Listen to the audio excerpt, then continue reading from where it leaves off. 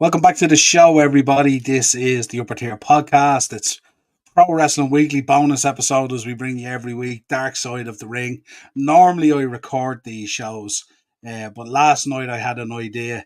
There's a man who I know very well for a good few years now at this stage, who I think is not only a huge ECW fan, but definitely a huge Sandman fan.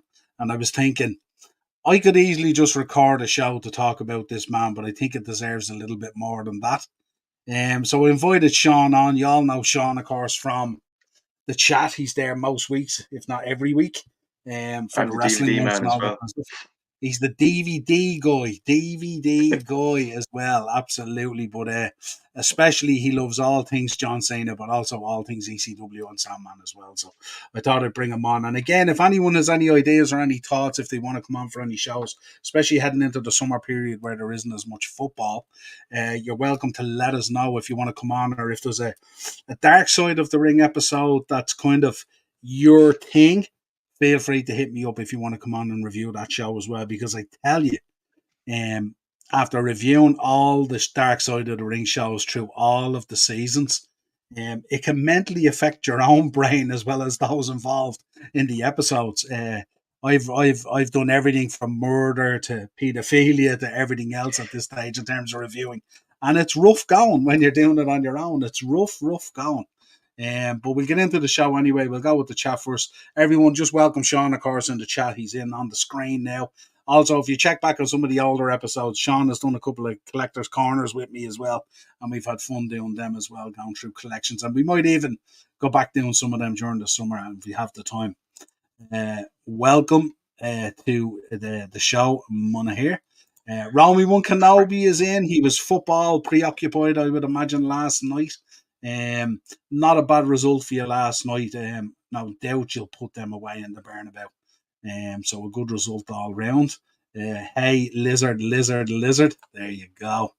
Romy One Kenobi. No, my girlfriend just ripped apart WWE last night. I showed her the Rhea Ripley mommy chants, and she was like, I bet the majority of them men chanting mommy are virgins who still live at home. Some people just get wrestling straight away, don't they? It's just a Is he wrong natural. though? Have you Absolutely seen her? not. We need a China Dark Side episode. Did we get a China one? Was China not Not to featured in my, one of the earlier seasons? not off the top of my head, but I didn't really watch much of the earlier. If not, there should be. I think. I'm nearly sure we did. I'll check back on it. I thought we did in one of the earlier seasons. If we didn't, 100%. Yeah. Sean's in. Big up, Sean. How are you, my friend? My best friend, Sean. Look at that. Maybe Best Sean. friends clubs. What's this? Freshly Yeah. squeezed and all, is it? Freshly Yeah. squeezed. Sending my love Hey, all the way from Ballyhace to Killybandrick. hey, Sean. Sorry to hear you like John Cena. I'm forgiven on this occasion, Romy One. Listen, there's no bigger fan of John Cena than me. Let's get Yeah. that There's straight there's here worse now. there's worse people to hate. It's not death sentence, isn't it? I have an investment in it, so she Yeah. never had one. He never had one. Oh, did she not? I was nearly sure we did one on her or something like that. Or maybe, do you know what I've it got is? I think actually what we did was when she passed away. I think maybe on the old podcast, the Four Podmen, maybe we did a tribute show to her or something like that. So maybe that's what it was. Eno's in. Anyone who does not like seeing it does not know wrestling. Boom! I agree. Straight out there. Don't forget Friday night, folks. Ian is back again for a continued catch up because we didn't follow everything, and Ian is going to be talking about flat earthers. There you go. AJ Styles. There you go. Yeah. Hey, Kenny's in.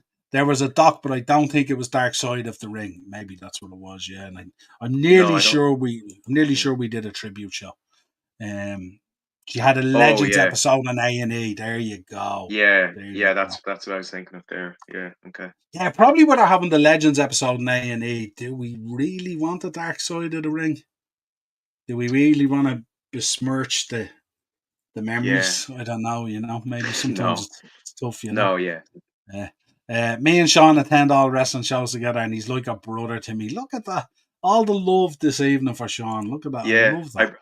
I brought Sean O'Rourke to his first OTT show. It was Poetry Slam in Smithfield in the middle of July, and we've been going to shows for a while now. I think actually the most recent show we went to was the house show in Belfast on the 20th. Nice. Yeah, I Nice. got VIP seats and everything. It was class. Good Brilliant. times. Roll me one. I guess I don't know wrestling. Yeah, Roll me one. You're all right, mate. Ian Kelly, cheers. There we go. yeah. Right, let's see what else have we got here. That's it, comment wise. Right, so we're going to get into, folks. Make sure you're subscribing to the channel, hitting the bell notification button, and dropping a like on the video, especially for this. Right, where do you want to begin with this one? Because this one, I'm sure, is I'm sure you're very invested in this. And the one thing I like about these episodes is hopefully you got something out of it that either you didn't know or you hadn't seen before. And I really like that aspect of it when you say it. And that's what I really liked about Sherry's episode last week. There was stuff in it that we didn't know and hadn't seen. So take it away.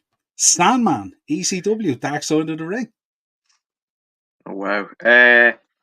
Yeah, this was a pretty loaded episode. I think I knew, as you were mentioning, I'm a big ECW fan. Like it's never been mentioned at all. I have nothing to shows it at all. I I knew some of the stuff. I wasn't the only thing that kind of caught me off guard was his jobs before wrestling. So at the start of the episode, it mentions how he was at Chippendale, and I cannot. I was in disbelief because I was just imagining the Sandman in like a kind of Billy and Chuck or Rico kind of gimmick. Yeah, It was really really quite something, and the other stuff. The fact that he said he was like a carpenter. Um, what else did he say? He was a carpenter. He was a construction yeah worker. yeah Construction worker, construction yeah. worker and stuff. So it just makes it even funnier that he worked normal jobs like any of us, and he's he's the Sandman. You know, I Yeah, liked now at the end was as well. how did you feel at the start when he started talking about the entrance and how the entrance and all came about and how it evolved and all? I mean, best part about Sandman is the entrance. I mean, I know people who say like in terms of work rate, he's the worst wrestler I've ever seen in my life. But that entrance alone is why he should be held in such high regard. I mean, the entrance is just it's phenomenal. Like you talk about the best entrances in wrestling, I would very easily put that top five, top three. Especially if you were like there in that time period, because he was like a god, like a messiah. And it was like as he was saying, like he wanted to be the first person to come through the crowd, the first person to bleed, the first person to drink during entrances. He was the first person who did any of that, and it's infectious. Like even if you don't like Metallica, if you're in an arena, he's coming out to that, you are screaming your lungs out. As I was, I actually kind of found Metallica and a lot of other bands through wrestling, and yeah, no, it's top three entrance of all time for me, without a doubt. And it was really interesting to see how it evolved and how it kept one upping itself. Yeah, I've kind of spoke about it before with Ian on podcasts about the diversity in music if you're a wrestling fan. Because if you look at your Spotify playlist, it's so diverse and contains a little bit of everything. Because it's kind of evolved down through your fandom of wrestling as well as music and stuff like that. So you can have everything from Flow Rider all the way to Metallica, all the way to Yeah, Motorhead, Saliva, and everything in between. And it's just, I think if someone came along and found your phone and went into your Spotify playlist, they'd be going, "Who is this goddamn weirdo?" You know what I yeah, mean? Like, what is he into yeah. at all? But I yeah, get it's that a kind of lot. cool from that point of view. Romy One Kenobi, he nearly KO'd Steamboat on a flight to South Africa, didn't he? I I think believe that's true. Yeah, I believe that's true. I think, yeah, did John Yeah, Cena restrain him or something like that? I think I heard him tell a story. He nearly did that, and John Cena like kind of calmed him down and restrained him, and he had a lot of respect for John Cena. I might be thinking of something else, but yeah, I think that was again. He's the Sandman. Like, what else would you expect on a flight with free beer? that's it. Def Rebel, time to go. And WWE, give us music that isn't done on Garage Band. Couldn't agree more. Yeah. Now, Couldn't agree more. It makes me so grateful. it's an interesting the way the thing evolves, the way like I loved when the daughter came onto the episode and she was giving them dogs abuse over the surfer gimmick and stuff like that and all, and the Yeah. gear they used to wear, and she was saying like he kind of used to go to the ring with a surfboard and a wetsuit on, and I was there going that was absolutely hilarious, and of course I have to get these slides in and stuff like that as Yeah. well, No, but you couldn't. And um, they put the belt on him with the surfer gimmick, which I thought was really interesting. yeah, I know it absolutely, was but it Eastern was Championship Wrestling, but even yeah, but it's mad the way these things evolve and stuff like that, and you know sometimes we think of some of these guys as just being just flat out there crazy, and often mm, more often than not we're kind of correct. But there was a kind of a moral compass to him. I liked the part where they spoke about how Laurie met him and she fell pregnant, and he was insisting on getting married because he didn't want to have a kid out of wedlock.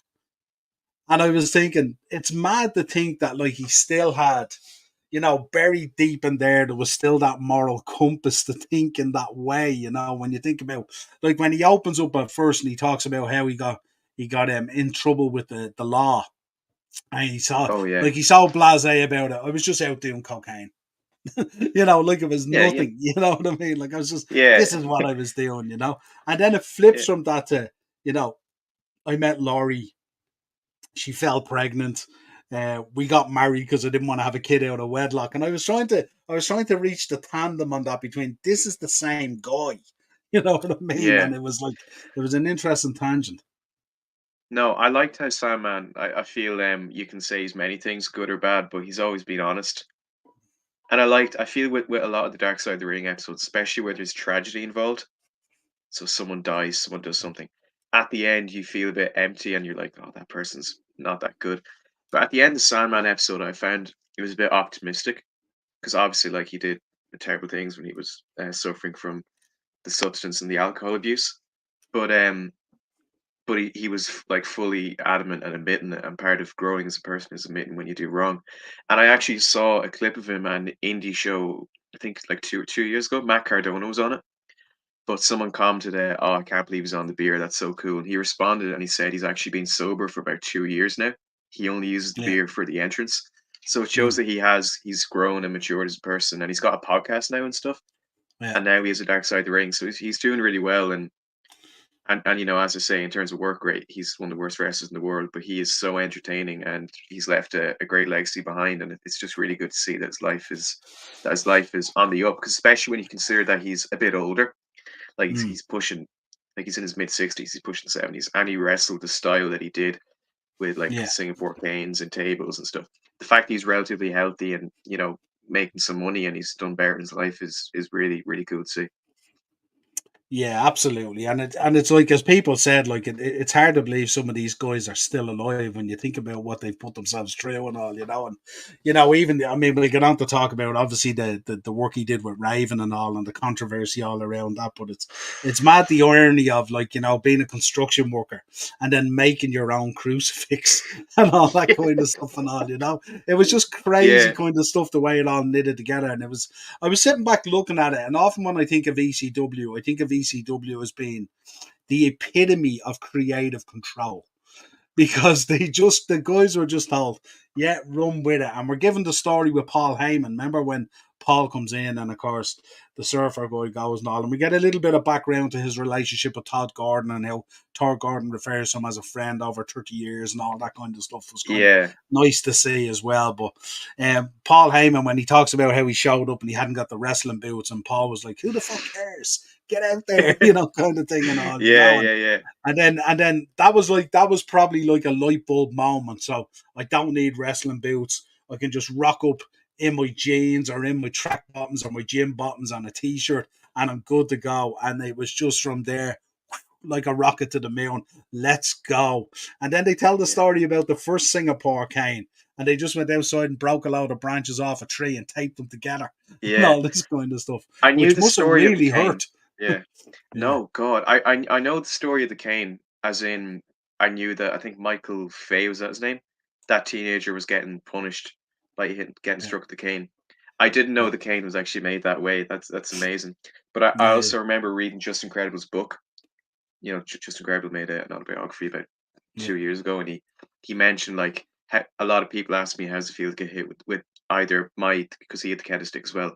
How does it feel to get hit with my cane or Sandman's cane? He said it's horrible full stop. Like there's no other way around it. But with branches, like I can't even imagine. I Yeah, can't even imagine what that feels like. and you know it was probably rough as that. And I'd say there was bits in it that like stuck into your back and stuff like that and all. But Oh my god. Yeah, when they showed Tommy Dreamer getting hit with the cane, I think after like 6 or 7, his back was bleeding. And I don't mean like yeah, there's like a scar and stuff. Like there was blood yeah, pouring out of his oozing, back. It was oozing, oh, yeah, it was yeah, it oozing, was yeah, horrifying. yeah. What did you make of kind of there was an interesting dynamic there. Like we obviously hear from Sabu and we hear from Rob Van Dam, and they talk about how they even worked with him when he was drunk, and they kind of alluded to the fact that maybe he was better to work with sometimes when he was drunk and all this Yeah. kind of thing. But Mm, what did you make of Todd Gordon's? He did have a slight little dig at ECW when he said that if you pass the piss test in there, you wouldn't be working for ECW and all this kind of thing. So he did get his little joy in and stuff like that and all, yeah. which I thought was kind of cool. But yeah, then we get of course we get the whole, I mean they're synonymous with himself and Raven, of course. Raven, what an absolute mind for the business. If you've ever haven't checked out Secrets of the Ring with Raven or any of his shoot interviews and stuff like that, especially if you're a budding trainee wrestler, I would Yeah. encourage No, you to go he's watch them, because it's so underrated. unbelievable. So Yeah, underrated. absolutely. Absolutely. So, but this came together, and we get like obviously the crucifixion thing that happens, and he Oh built boy. the cross himself. And of course, it was the night. Of course, everyone knows Kurt Angle was there, and Kurt Angle went crazy over this, being a Christian and all this kind of thing. And Threatened then to they sue, ended up didn't he? having to go out to the ring and apologize and all, and that didn't sit well. Sandman was going ballistic over it. If you look at the footage and stuff, he didn't want the apology to happen. Didn't feel it needed to happen.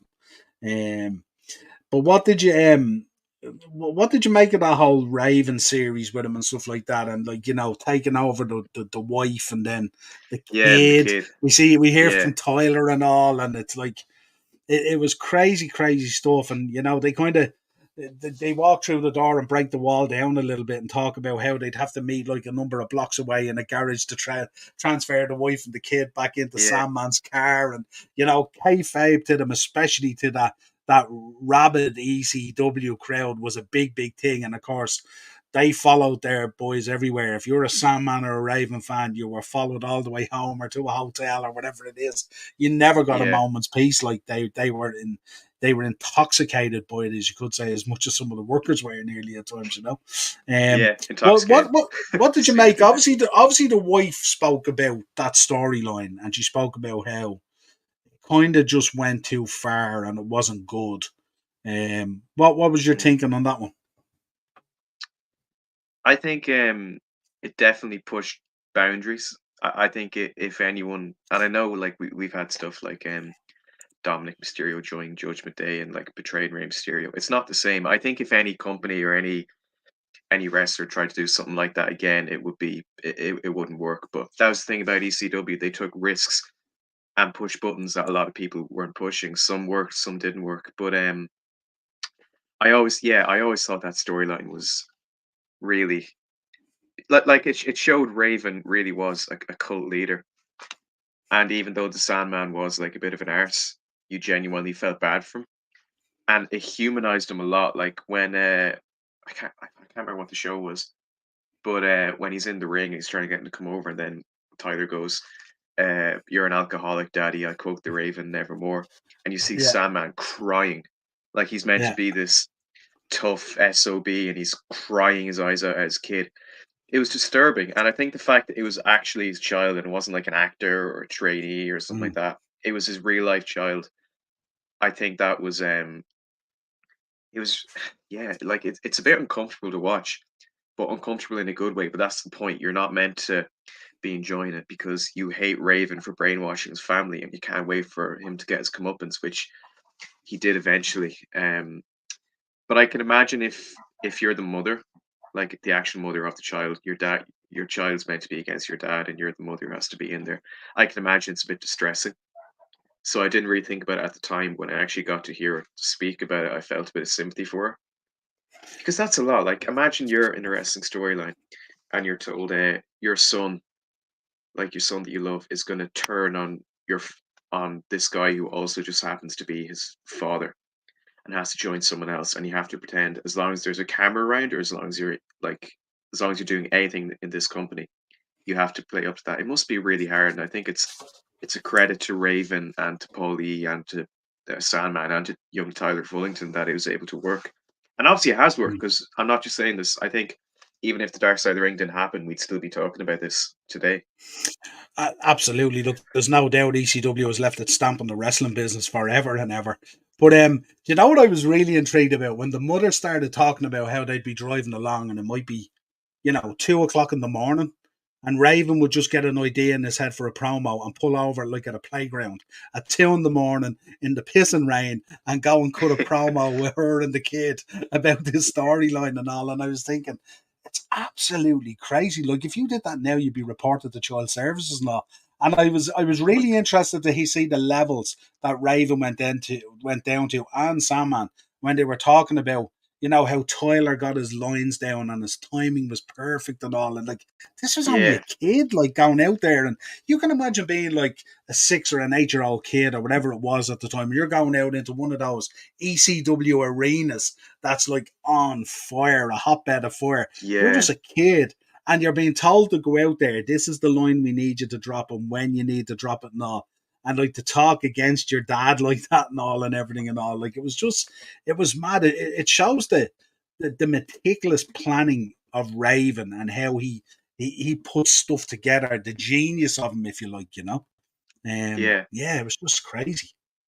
No, he's such an underrated mind, and I think he had his character always at the forefront of his decisions, which I really liked about Raven. I still think Raven, like, he's such an underrated mind, like, for the business and just in general, like, not just with Sandman, but with stuff like the CM Punk stuff in Ring of Yeah, Honor was phenomenal as well. yeah, Um, but no, I couldn't. If I could, like, if I was in that position, imagine if I was 5 or 6 years old, I'd do that. I wouldn't be able for it. I mean, lines, but also being in that really hostile ECW arena, like, it's yeah, unbelievable. yeah. And imagine just even hanging around in that locker room, like that locker room was absolutely crazy. Um, Yeah, I and I mean, don't, that line and Todd Gordon I said, don't think because a 6 year old rocked up into the locker room, it was going to be any different. no, they don't. ECW don't discriminate. I think that that line that Todd Gordon said, where if you can pass a piss test, you're not going to wrestle for us. But again, like, that wasn't just ECW at that Yeah, point. Like, every locker room was like that. It was a very different business to break into back then than it was nowadays. Like, everything's teetotal now, and it's really good to see. mm, yeah, absolutely. Goku, thanks for joining us tonight. I couldn't stop laughing when Sandman cursed out Kurt Angle. Yeah, Oh yeah, yeah, absolutely. yeah. Unreal. Romy Kenobi Raven is on MLW now, I think, with a group. Good stuff. Oh I, yeah, I, I got to meet him. He's a big unit as well. is it? Yeah, Raven's a big unit. I got to meet Raven. He was over here for IWW back in the day. He was doing a seminar and then he was doing a show down in Waterford in the Forum. And I got to meet him. He's a big dude, and he doesn't suffer fools gladly either. Quite intelligent, but he was doing a seminar similar to the Secrets of the Ring one, and he spent about I think 15 or 20 minutes um, explaining to the trainees just the simple importance of a ring jacket and how you present yourself, that first impression that people get of you and stuff like Yeah. that and all. I met him a couple of times at TNA as well because I was at the original lockdown, the one where he fought, I think Jeff Hardy was. And remember they came off the cage down through all the tables and all. Oh yeah, yeah, I yeah. I was know at the that. one. I Yeah. was in the mosh pit on the right for that one as well, which was really, really cool. Wow. But um, I loved his music. I loved the entrance. I loved the way he used to come out and just sit in the corner, and how he presented this dark kind of Mm, thing. And it was an interesting conundrum at that time as well because obviously he was wrestling Jeff Hardy, which can be quite a dark, mysterious character yeah. himself at times. So Mm, it was quite an especially in TNA. interesting, yeah, it was quite an interesting ensemble to say the least.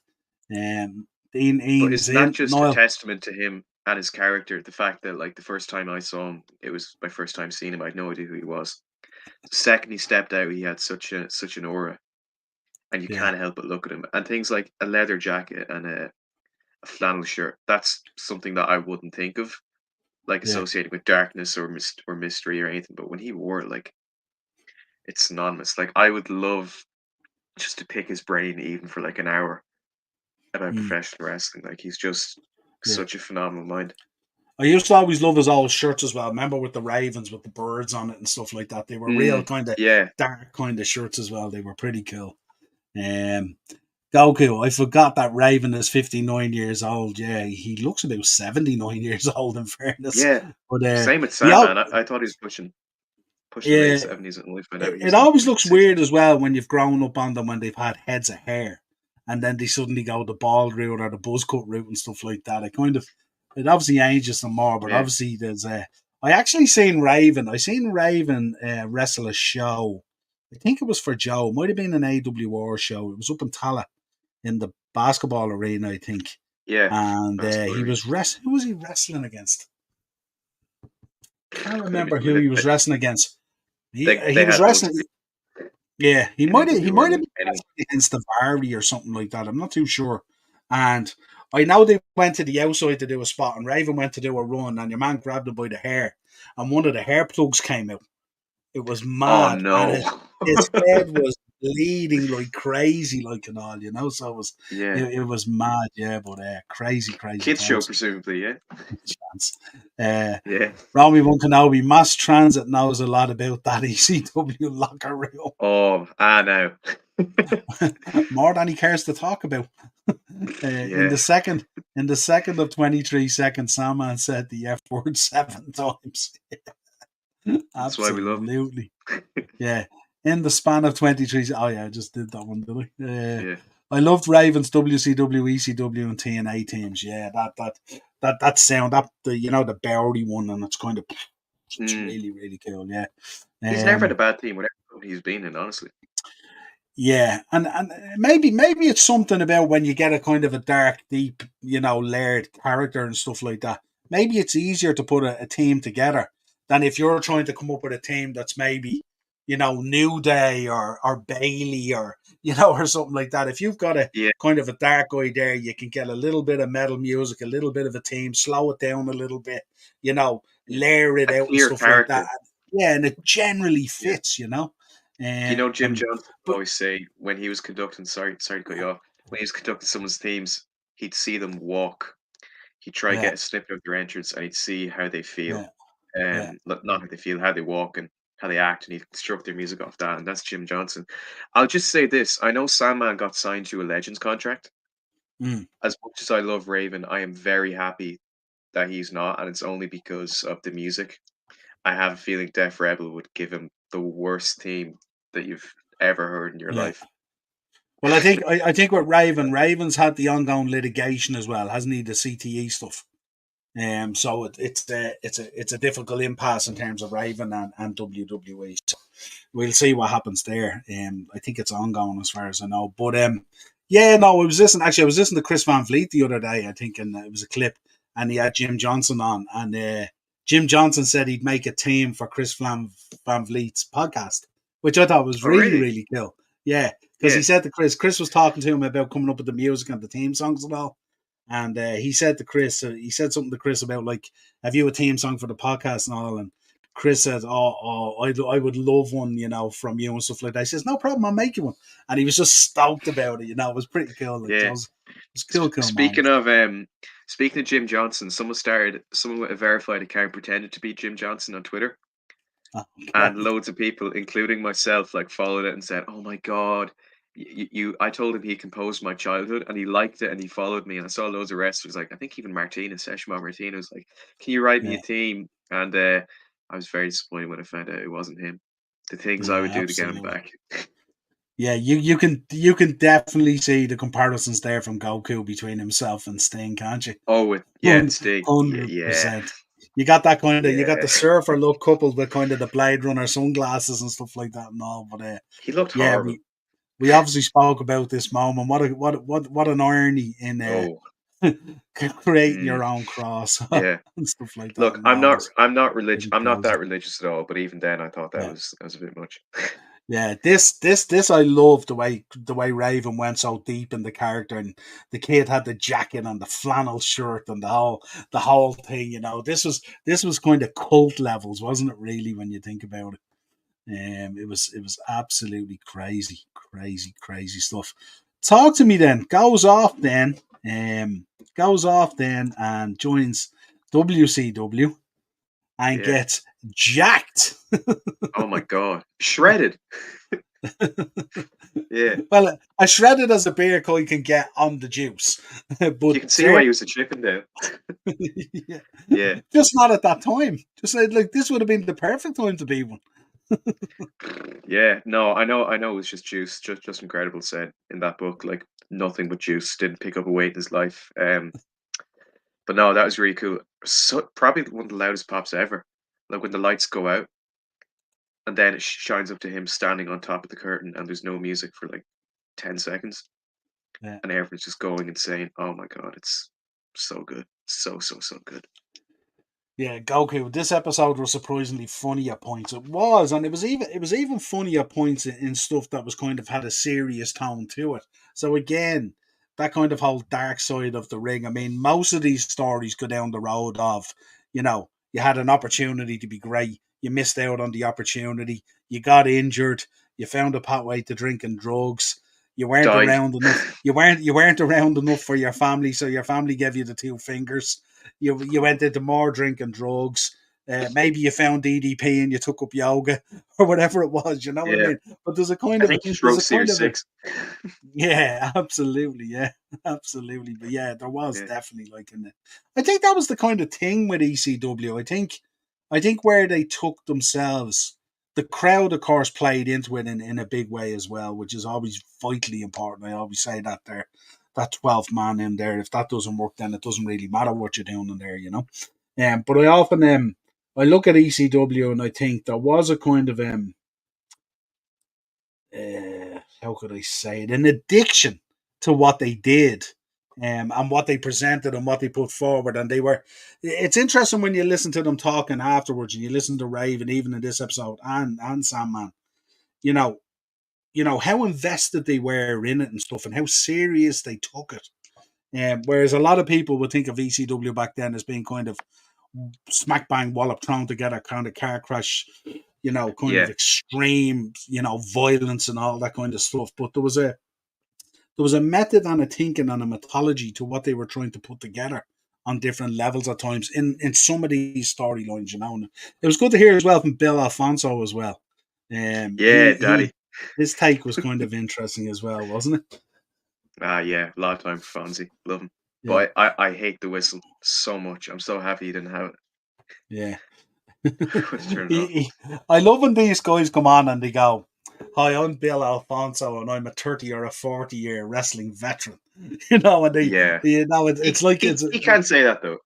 Yeah. oh, absolutely, Let it slide for Fonzie. 100%. But you know the way it's kind of like if you're tuning into this, it's likely you know who Sandman is, and it's likely you know what ECW was. So it's likely you know who Bill Alfonso was and stuff like that. But it's Yeah. always it's always great that they reaffirm it. That kind of way. It's kind of cool as well. Yeah, no, of course, Um, because like it's a critically acclaimed series, so I'm sure there's gonna be people who aren't fans who want to learn, or maybe are yeah, fans but don't really know Sandman too well or ECW, so does no yeah, harm. absolutely. Jim Johnson is a Yeah. goat. He absolutely is a goat. 100%. No complaints out of me. Goku Raven was putting the kid over. 100%. Yeah. No, he 100%. was. Yeah. WCW Sandman was on the juice, but was rocking that small tight T-shirt. That's what Yeah, most same guys stuff. tend. That's what most guys tend to do when they get jacked. I love that ECW still gets chanted to this day, and not that dog shit WCW that Eric Bischoff ran. There you go. Very valid. How would you Very chant very that though? valid. ECW 20 times rolls off the tongue, but Dub C Dub doesn't really. But no, I get your point, yeah. Absolutely. Unless you're a disillusioned Bret Hart, then you could probably roll it off your Oh, tongue, no problem. well, yeah. Yeah, but that goes without saying though. Has he mentioned he Fa- doesn't like Goldberg? Only once this week. Yeah. Fonzie is dating a 6 foot Swedish chick who's like 29. What a guy. There you go. Okay. There you go, There. Daddy. Happy days. Happy days. Yeah, Um, I suppose we got to talk then out of WCW and into EC or into WWF, or WWE, and this kind of this marriage with ECW, if you like, and the Heyman stuff and all this kind of stuff. yeah. And WWECW was kind of weird, but it was like you went in there and it was kind of like you're looking at Sandman. We talk about the entrance and everything else and all that kind of stuff, but like if you take the cigarette away and you take the beer away and you take the bleeding before getting to the ring away and you're kind of nearly taking the entrance through the crowd away, the kind of the Singapore cane away. You're stripping down so many levels of what he's about. Mm. Like you're only He short was of putting him in a wrestling singlet, you know? yeah, he was a gear change and a name change away from disaster. I'm glad they kept even a tiny bit of it. But the interesting thing is actually not too long after I finished this episode, I went on TikTok and I saw a thing. It's like a documentary that they made about WWECW. So they had Joey Styles, CM Punk, Big Show, Tommy Dreamer all saying if it was called any other name, it would have been, fine, kind of miscellaneous third brand wrestling show. But it was Mm, called ECW. And it couldn't have been further from ECW. Tommy Dreamer said it was like imagine ECW was a child and the parents got divorced and WWE was a stepchild. So now the dad was watching ECW being raised by the stepchild. yeah, And absolutely. yeah, I remember seeing Sandman cane the zombie to death, and they used to film ECW like I think before SmackDown. So Yeah, I always enjoyed the idea of like kids who were there in their John Cena t-shirts and their Rey Mysterio masks, waiting waiting for SmackDown to start, and they see this guy like this angry guy who looks like what's his name? From Futurama. One I think the robot guy. I don't watch it, so I don't know. But yeah, he becomes human for an episode. He looks exactly like the Sandman. yeah, The human guy from Futurama coming down with the cigarette and the candlestick beating the shit out of this guy who's pretending to be a zombie. I can't yeah. imagine what that was like for a kid. But no, WBCW was disaster. We could do 2 hours just talking about how bad it was. But Mm, I think he still did have some kind of funny moments. This thing that we're alluding to on screen here, like Vince saying, "Oh, drinking on the job," and then singing "Mr. Sandman, give me a drink." I thought that was pretty good. But no, sadly, these funny moments are few and far between. But actually, I see a thing here from Goku 2241. He got a WrestleMania moment. He got that match with the new breed alongside Tommy and Rob Van Dam and Sabu. So yeah. I guess maybe some good did come out of it.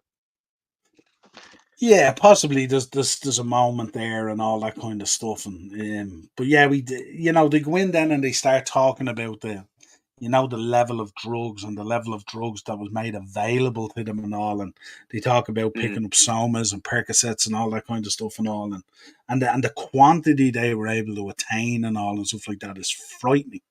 Um, yeah, but and and as I said earlier, at the time it was a very different locker room culture and a very different wrestling yeah, culture. yeah. So Um, that was as common as I don't know what. What did you make of the daughter? The daughter seems to be very level headed, and she sounds like she's quite successful as well in what she does. She came across so does the son, considering what he went through and stuff like that and all, you know. Yeah, But that story about him getting into trouble and they had to find the bail money and they were going around to ATMs drawing money out constantly and all to get the money out to make up the bail money to get him out and stuff like that. Um, yeah.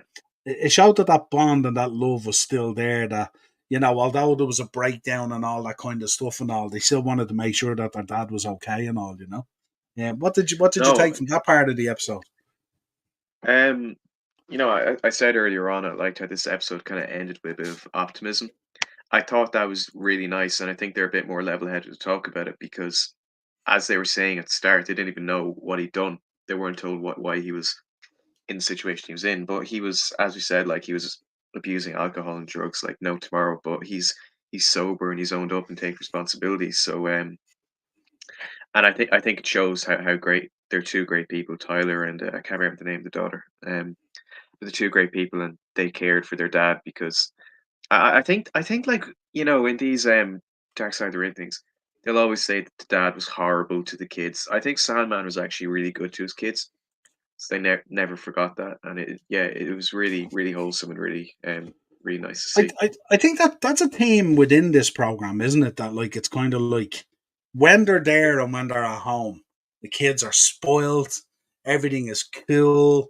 You know what I mean? It's Yeah. kind of a way of making up for when you're not there. But obviously, when you gain the kind of popularity they did and the amount of times you have to work, and obviously the team going through this season is about how the more popular and successful you got. And he talks at times about how himself and was it Raven? They had all the belts, was it? Or himself and Tommy, I'm not too sure which one it was. But they had all the Was it belts. Scorpio? Sorry, Scorpio. Sorry, they Yeah, had Chip and all the Scorpio. they had Yeah. all the belts basically. So obviously they were in demand. They had to work all the time. They were obviously traveling a lot and stuff like that and all. So it's interesting that narrative that the more successful you get, the more pressure it puts on the home situation because you're there less and less and less. So when you're Yeah. there, kind of the team coming through from most of the kids affected by this and wrestling families is when he was there, he was the best dad in the world. We got everything that we wanted, all this kind of stuff and all. But they obviously just craved that normal family life that they wanted. That if you like that 9 to 5, drop them to school, pick them up from school, I'll be there when they're doing their Yeah. homework or whatever it is. That just wasn't there, and kind of no amount of spoiling them after the fact kind of made up for that marriage and that kind of that time that you lose. So it was an interesting narrative that from that point of view. Kelly actually was the daughter's name, remember? Kelly Fullington. Oh Yeah, yeah, was yeah, her name, yeah.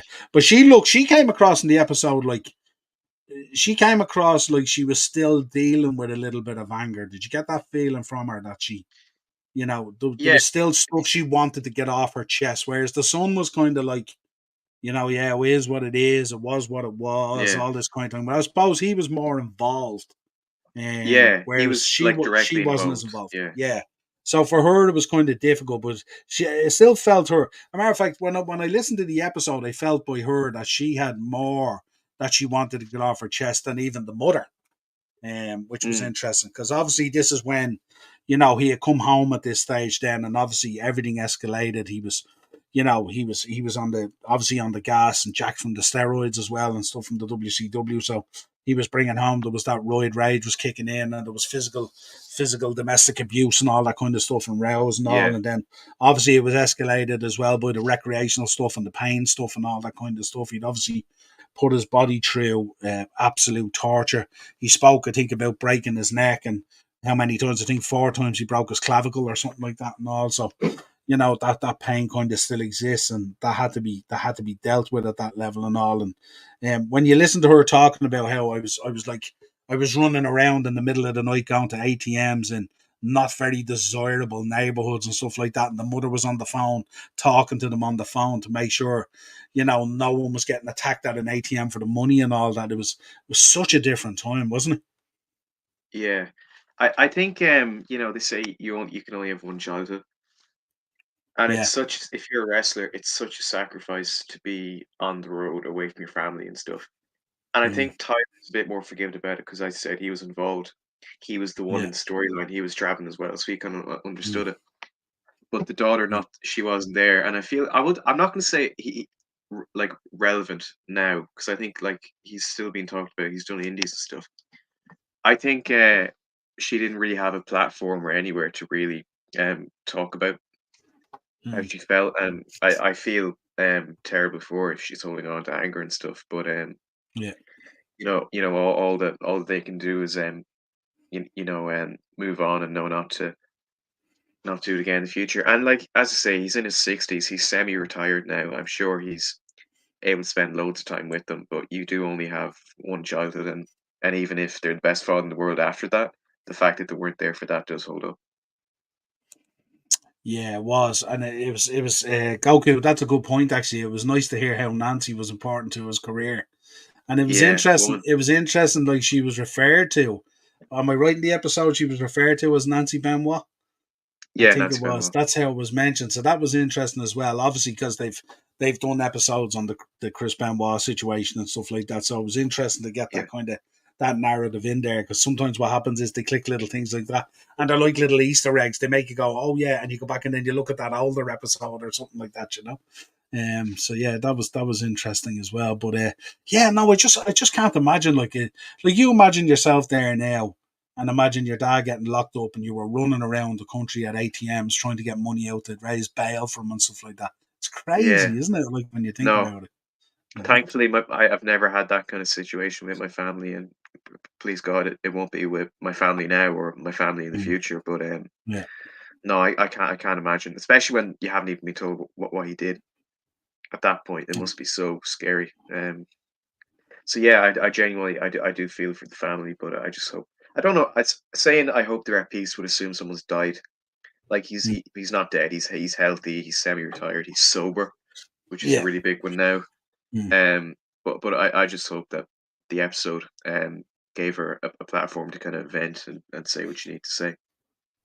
Yeah, and more often than not, with some of these Dark Side of the Ring episodes, it does have a kind of a coming around effect and stuff like that, or maybe a follow on and stuff like that. So hopefully that's what you get out of it. You know what I mean? Because just Yeah, building up that pent up sort of hate and missing out and looking back on stuff like that can eat you up inside and stuff like that to the point where it can make you physically ill and stuff like that and all. And we don't want that from anyone and stuff like that. But it was no. yeah, I just for me it was another. I did say at the start of this when I was doing season 5, it was there was a kind of sadness to Earthquake and episodes like that kind of wasn't really a dark side thing. It was like what we spoke about, but certainly they're starting to move into stuff now, and obviously.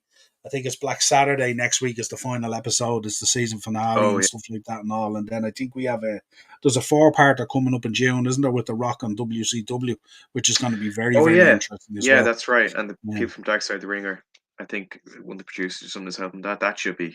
I yeah. just saw the trailer. They have Bret Hart, Mm. Vince Russo, Eric Bischoff. I can already tell it's gonna be quite a series. So yeah, I'll definitely be checking that out. What more do you want? Yeah, Romy One Kenobi. The only one New Jack respected the most in ECW locker room was Sandman. Yeah, How yeah, could and you we did cross either of them?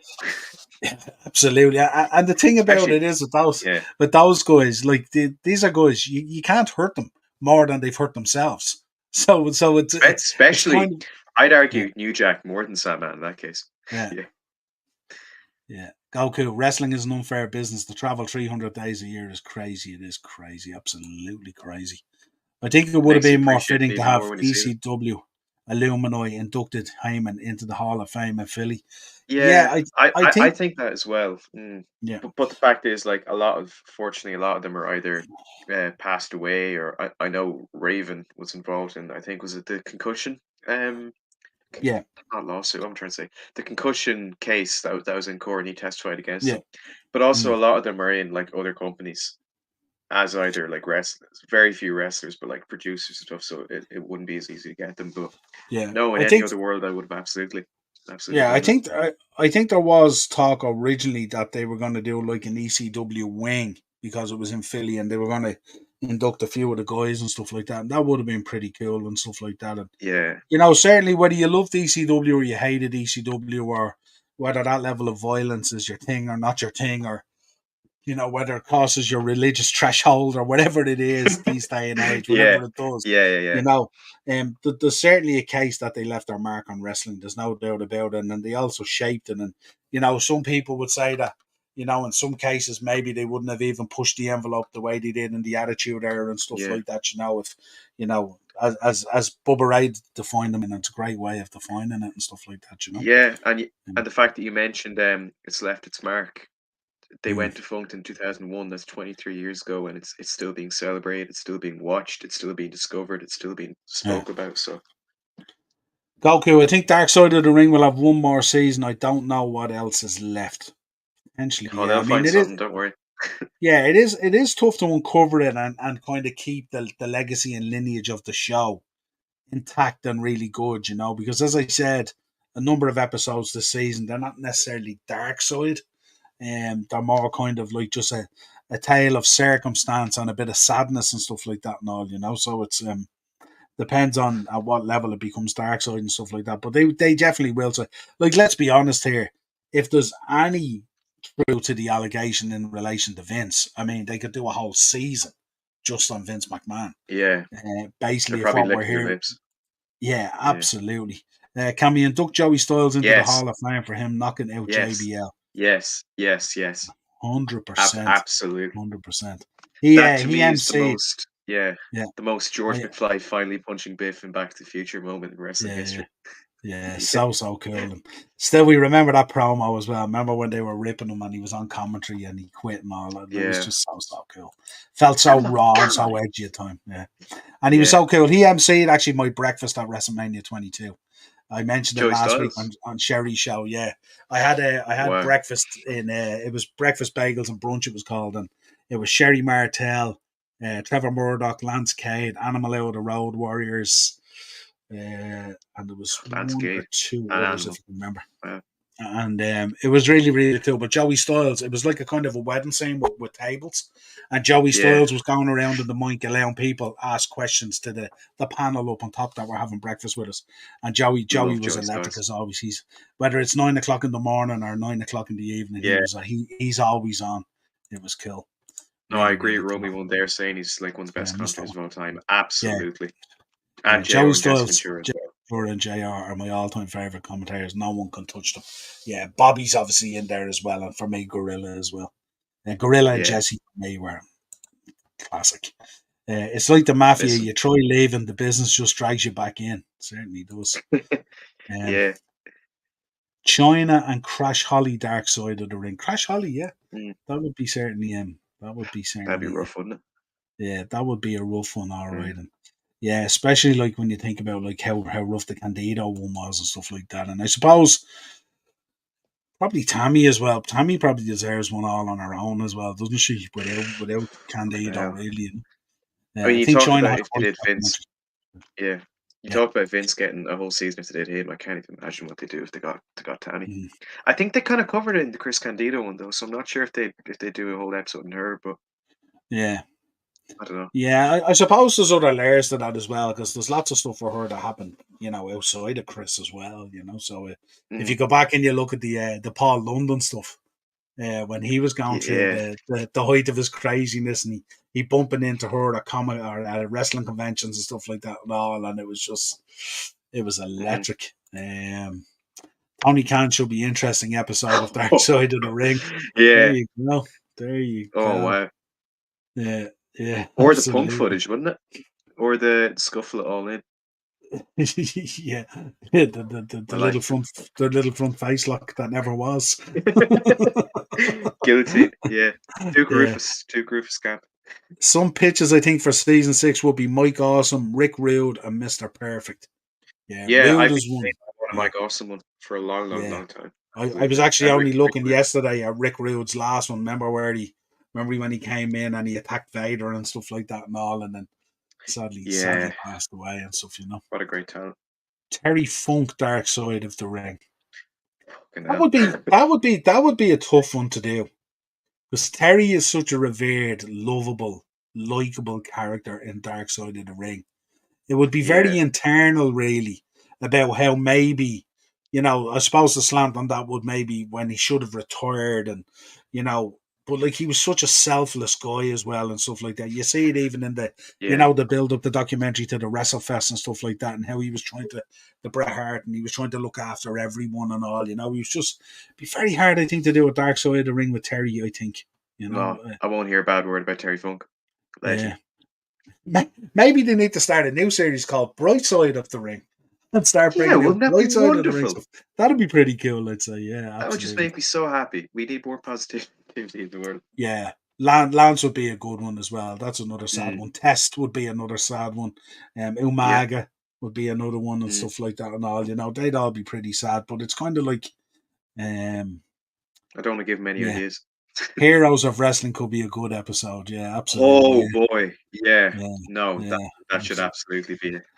Yeah. It'd be God interesting to almighty. say. Yeah, it'd be interesting to see if they went into season 6 and they flipped it and it was Bright Side of the Ring or something like that. That'd be cool because, as I said, these episodes they can wear on you. I love watching them and I love reviewing them, and a lot of what we see we generally know. There's a great show. Daphne would be a great show. Oh Now, yeah. Mel Phillips would be a very tough one for me to Mel review. Phillips. Trust me. And What? I did the Grizzly Smith one. I did the Jake Grizzly Smith one, and it's like when you're reviewing that here on your own, and you're going deep and dark into this stuff. It's Yeah, you really need a guest for that.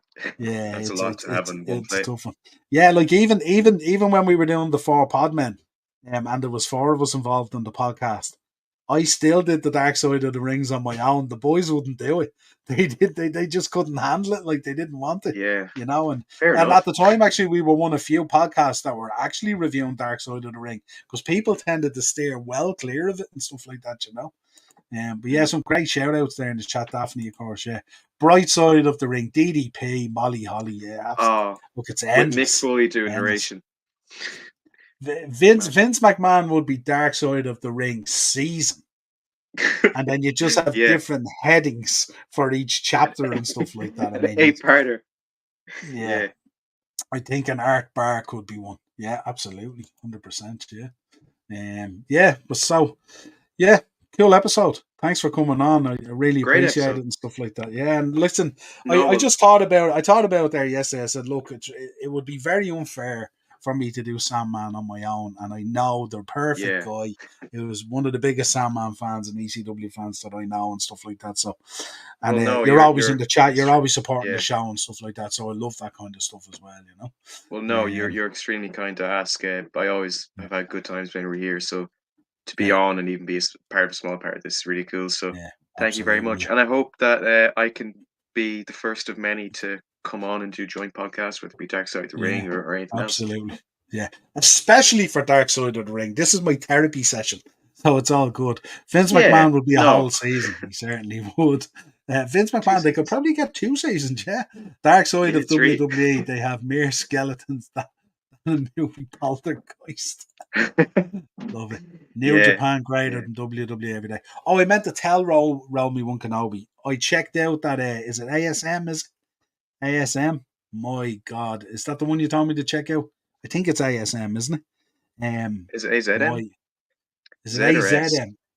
I'm I not think too it's sure. Z. Maybe Yeah. maybe it's Z. It could be. Yeah, man, I checked it out. That coup de grace off the top of the cage. Good lord, good Insane. lord, insane. Just checked out the highlight reel, but I will be checking out matches. But yeah, where are we going?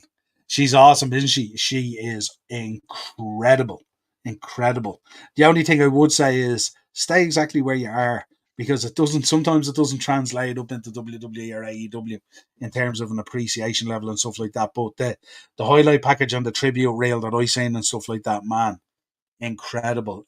Really, really neat in our work, really hard hitting and stuff like that. I would urge anyone to check it out and stuff like that. It's a great shout, great recommendation. Really appreciate it. Sean, you did a great, kid. There you go. Sean, you did great, Ah, kid. There you go. Uncle thank you. Fester's in. Sean, you did great, kid. Thank you, Uncle Richie. Thank you. Yeah, absolutely. Thanks, lad. Uncle Rich. There we go.